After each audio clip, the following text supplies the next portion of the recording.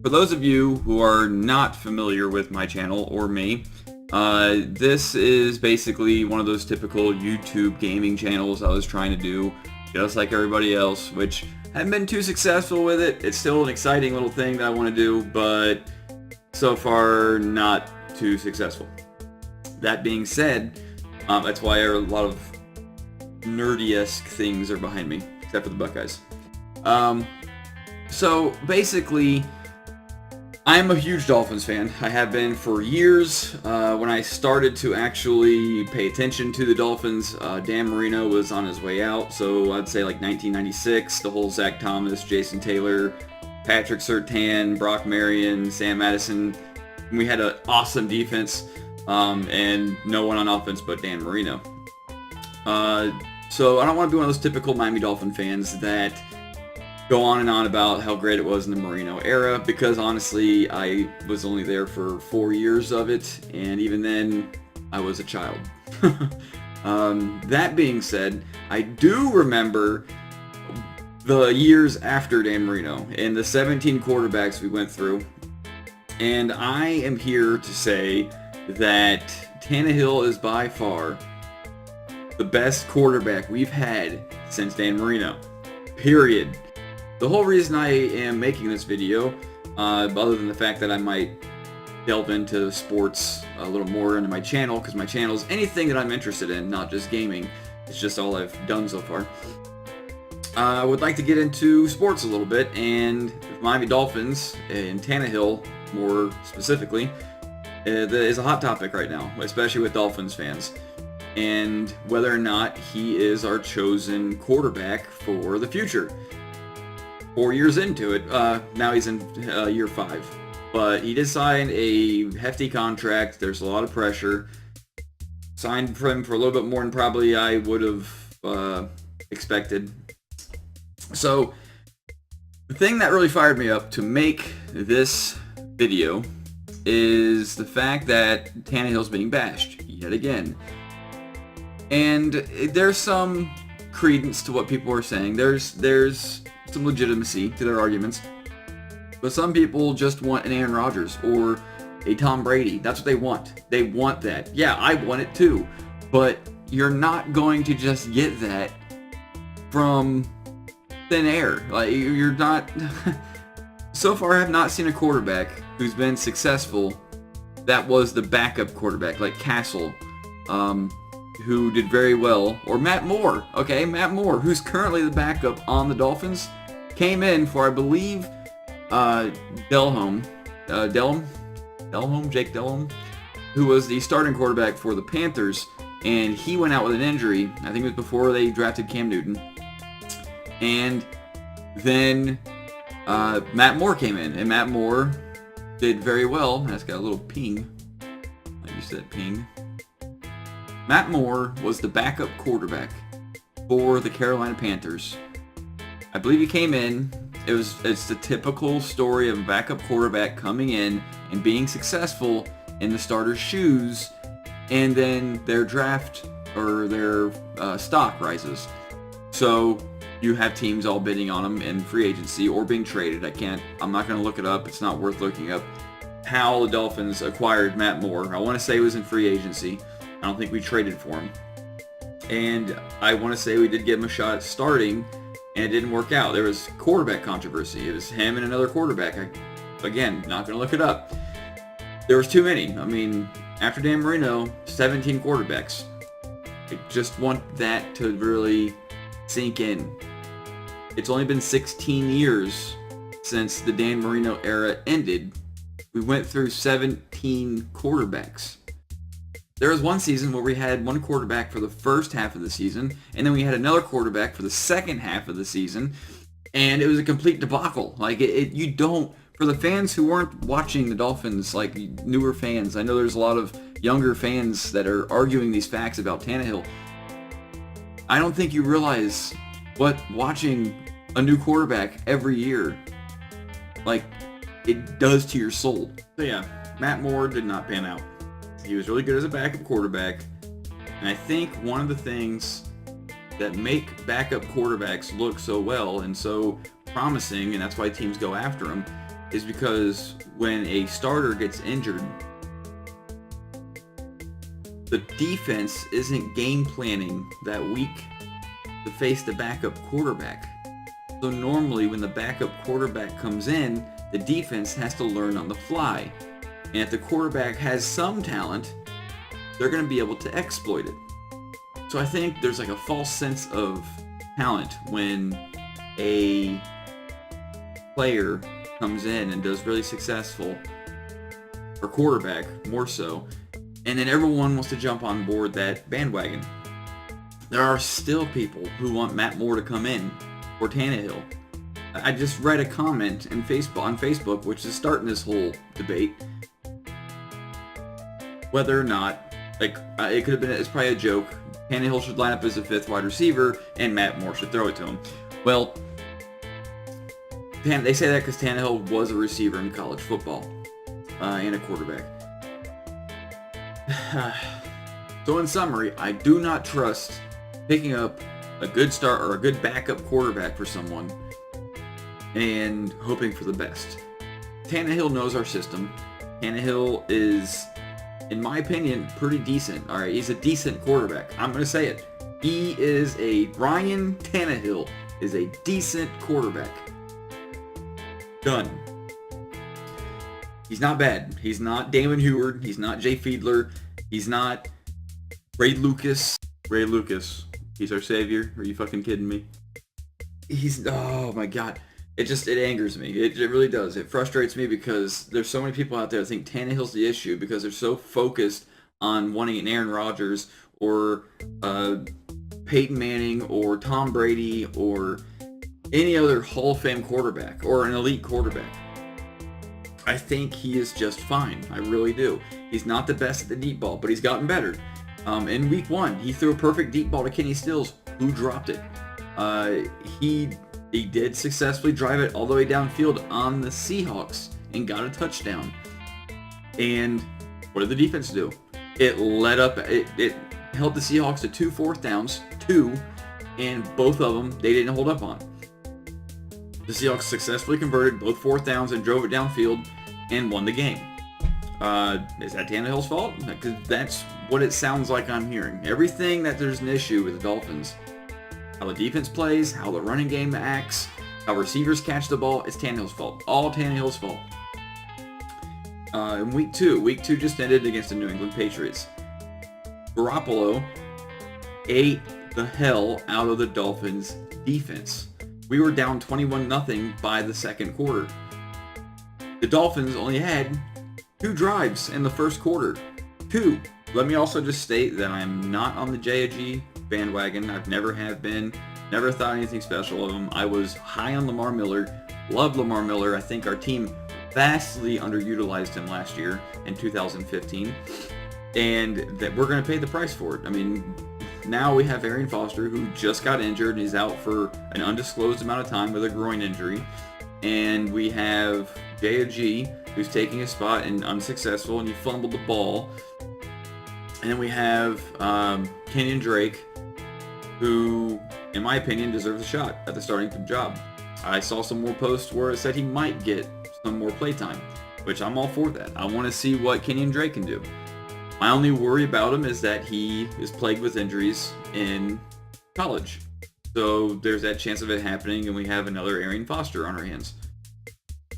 So part of the unfortunate circumstance that Tannehill's around is that he has no good running game. If an offense has a good run game that keeps the defense modest, the passing game opens up. You hear about that all the time. It opens up the passing lanes because defenders play closer. We have no running game. Ryan Tannehill leads the team in rushing. He's the quarterback.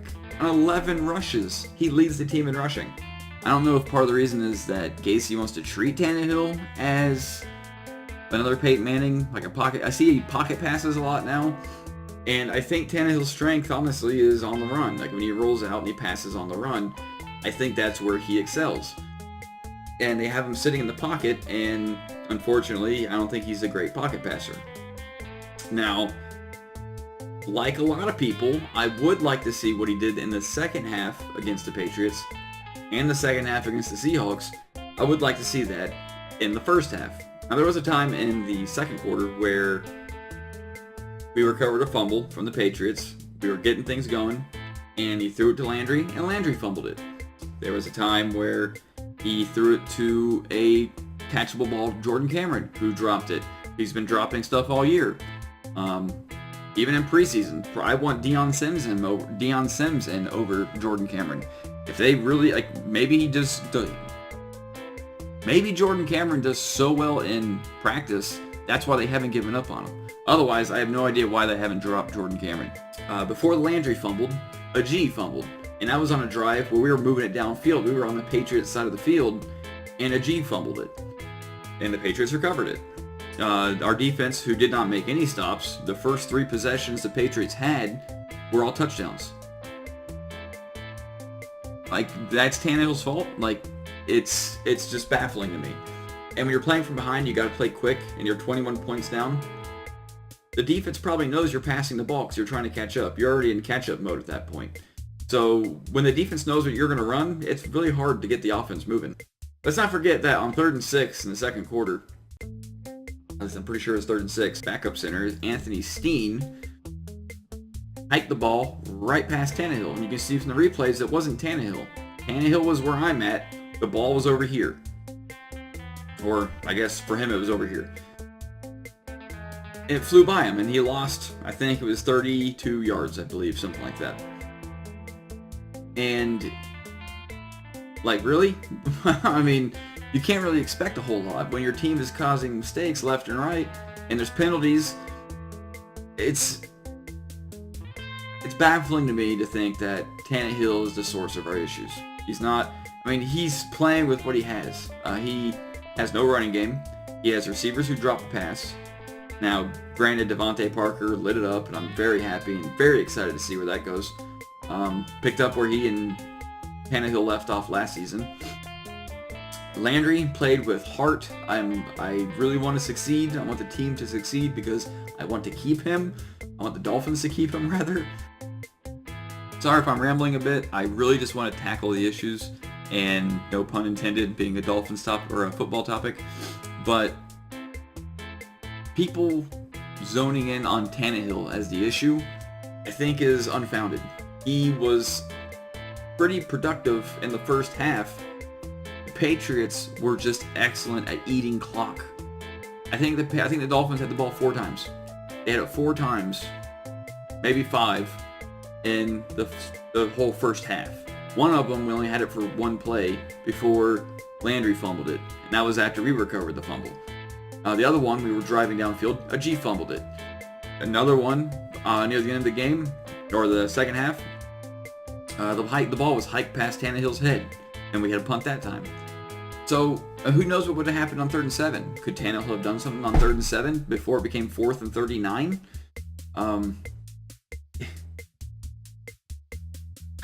There's so much other issues with the team. Anyways, finally to get to the topic of what fired me up enough to make this video, there is a beat writer for South Florida that I follow named Kai Jones, basically is his name. He has a Facebook.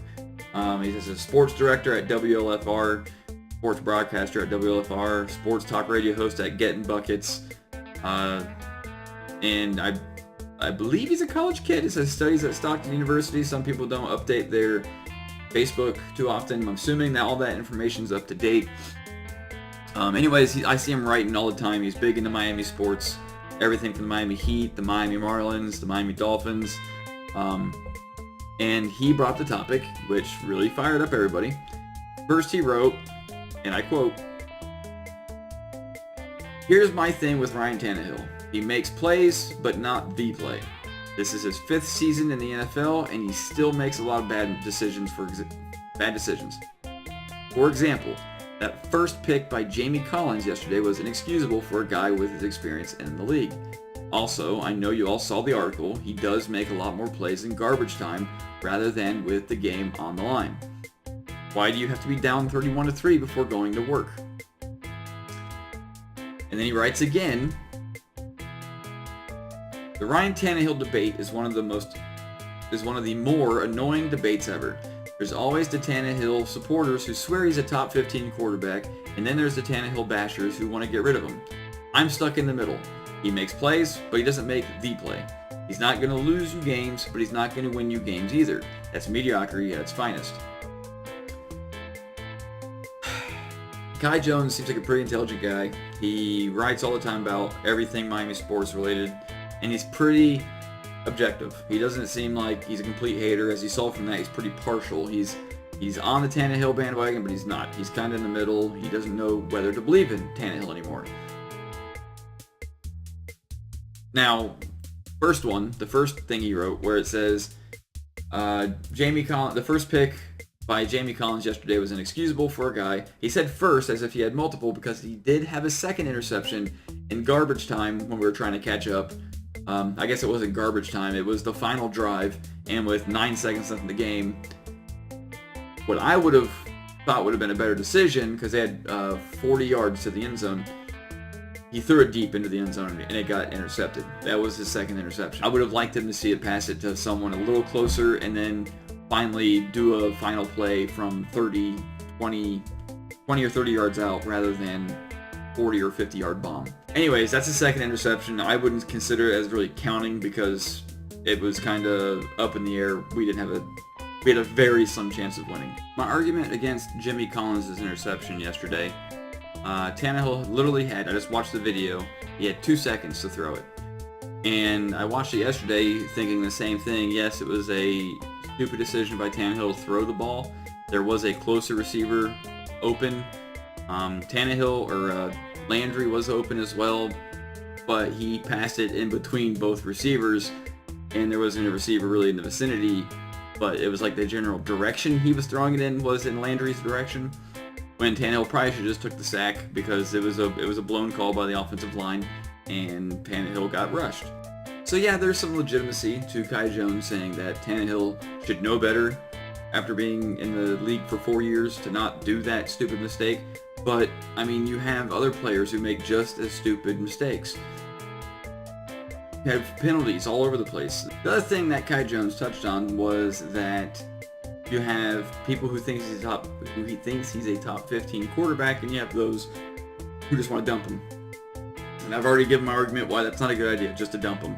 Normally, you draft a rookie quarterback who then sits on the bench and learns the team's scheme, their playbook, before coming in and starting. You don't have rookie quarterbacks coming in all the time and being really successful. Not everyone is going to be a Carson Wentz out of the gate and be pretty successful. Although it is only week 2, or a Dak Prescott for that matter. And Prescott was taken 5th round, 4th round, something like that. So not 4th pick, but the 4th round. So even if you take a high quarterback, again, you're not guaranteed a success. The Cowboys took a quarterback late. I consider the 4th round pretty damn late. And they got lucky. And they have someone who's potentially going to take Tony Romo's job. Everyone who wants to jump on the Tannehill hate bandwagon and get rid of Tannehill and draft a rookie is out of their minds. We have other more pressing issues than a quarterback. He's not out there costing us the game. Honestly, he's not costing us the game. He's just not moving the ball as well as we would like him to in the first half. In the second half, he's golden. But also the running game's not even anywhere. They're non-existent. The leading rusher for the Dolphins this year right now is Ryan Tannehill. We have no running back. On 11 rushes and 52 yards, Tannehill leads the Dolphins running backs in rushing yards. So yeah, there's a problem, but Tannehill's not the worst of them. Yeah, he might be a mediocre. I think he's above average. Honestly, I think he's above average to decent. He's a decent quarterback in my opinion. He's not bad at all. He's definitely better than a backup, put it that way. And for the people who think Matt Moore needs to come in, get real. I mean, Matt Moore had his chance. The people who say put Matt Moore in did not like the Dolphins back when Matt Moore actually got a starting job with the Dolphins and failed. That's all there is to it. He had a chance. He was the backup for the Panthers. Dolphins got him. He did not live up to his potential. Period. So yeah, my rant for today is over. I think I covered everything from Kai Jones's post. More so, I had planned on posting the comments from the fans. That's what they are. They're fans. They're just angry fans at the situation the Dolphins are in. And they are pinning the blame on the quarterback, who is the leader. One of the things I would like to see from Tannehill is after seeing him throw an interception or after a fumble, something doesn't go wrong, he goes to the sideline and becomes a spectator. He sits down the sideline. I think he gets with the coach, and they go over plays, and they go over what went wrong and what to look for and all that fun stuff. But he's not getting with the rest of his offense, huddling together, getting together in a huddle, say something meaningful, say something, get the confidence boosted. And it looked like something like that must have happened at halftime, because in the third quarter, they came out firing on all cylinders.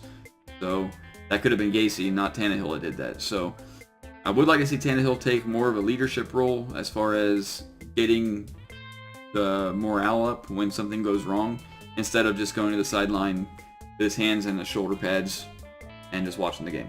So yeah, that's going to do it for me. That is my 2 cents on the whole Tannehill topic and whether or not the Dolphins should give up on him.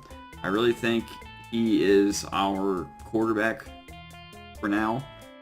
Like I said, I think people are asking a little much from him. They want him to win games.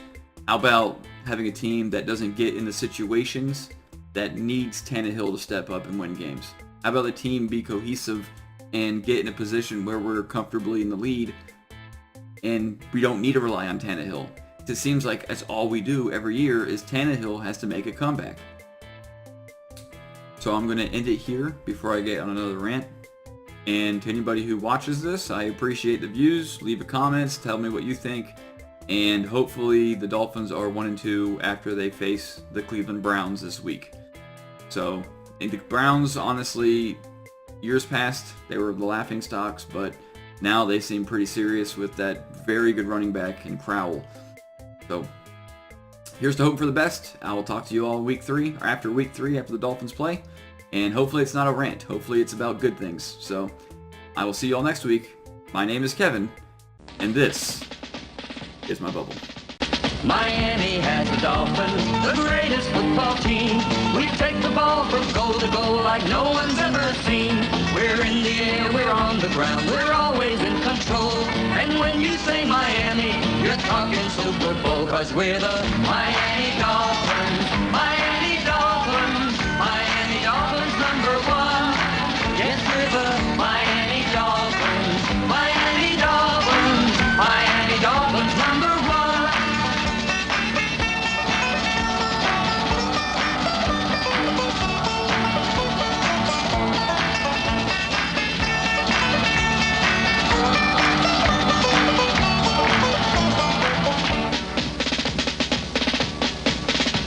Miami has the Dolphins, the greatest football team. We take the ball from goal to goal like no one's ever seen. We're in the air, we're on the ground, we're always in control. And when you say Miami, you're talking Super Bowl, 'cause we're the Miami Dolphins. Miami Dolphins, Miami Dolphins #1. Yes, we're the Miami Dolphins. Miami Dolphins, Miami Dolphins #1. Everybody, Miami